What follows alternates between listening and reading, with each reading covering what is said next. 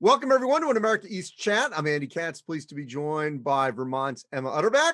The Catamounts have really flipped the script on just the season within the season because they started the America East 0-2, and since then 7-2, 15-6 overall, riding that 7-game win streak that I just mentioned. It's the longest conference win streak since 2010. I won't ask you how old you were then, Emma, but it is quite a long time. Things are going really well. So what's been the shift here over the last 7 games? Well, I think starting conference, we were looked at in a different way and people were scouting us differently. And I think they took us a lot more serious this year than they did last year. We earned it. We played really well last year. So I think there's pressure that comes with that. But those 2 games were extremely crucial for us and getting through that adversity. And I think ever since then, we've completely shifted our mindset. We've really worked hard, gone back to the basics, and kind of focus on the things that really pushed us forward in non-conference. And I think we've done a really good job. Well, it starts defensively. I mean, the Yeah, fact yeah. that you guys are essentially on average giving up only 50 points a game, that's pretty good. And clearly you're locking it down there. What changed, if anything, in terms of what was tweaked to where your defense is that suffocating? Yeah, for sure. So I think a big thing that we focused on after the first 2 games was playing team defense. And I think that in the beginning, we were so focused on stopping our man because obviously we respect every player in the league that everyone can get a basket. But if we're not working together, then it's a lot of one-on-one basketball. And it's a lot harder to stop someone than when all people are helping each other out. So I think that's something that we pride ourselves in, just lockdown, team defense, helping each other out. And I think that's kind of where our success has come from.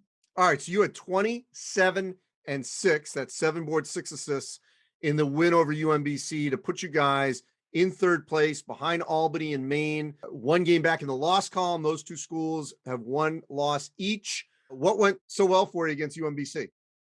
I think again, like I was just saying, team defense, helping each other out. When I was looking back at the game in the film, it looked like we were all just having each other's back. Like anytime someone got beat, there was someone else helping them out, and we were just scrambling. So it's nice to know that, say I do have a bad closeout, I know someone else got my back, and that's huge.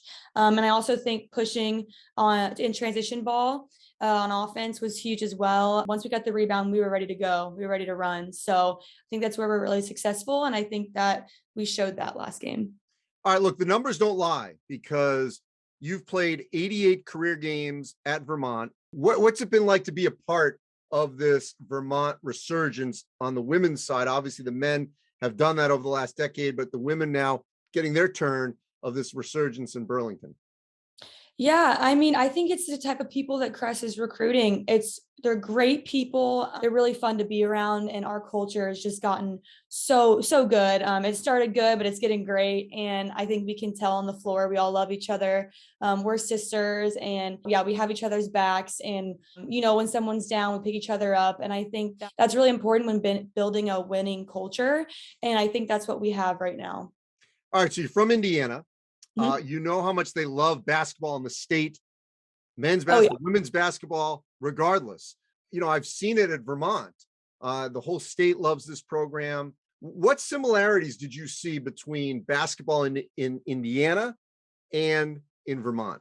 Well, I would say as I've been here longer, like you said, the attendance has increased. And it's just like the people that are there just have such passion and love for the players, and they do a really good job of like coming to us after games and letting us know how much like they appreciate all our hard work, and how much they love watching us. And I got that same vibe in Indiana as well. Like I come out the locker room and I had a couple people coming up and being like, I've been watching these games for years, and I love watching you guys. You work really hard. And I kind of get that same vibe. And it's really, really cool. I love to be around it. All right, so what must the Catamounts do to move up in this seed line? Because we got a month left. You're in the thick of this race with Albany and Maine. What do you guys got to do?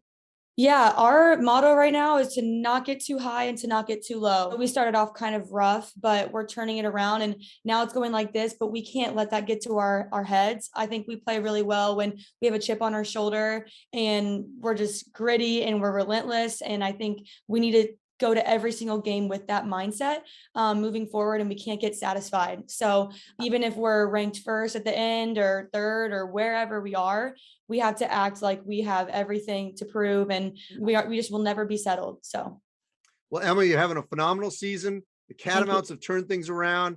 Appreciate your time, and things are definitely heading in the right direction. Stay warm up there. I gotcha. Thank you.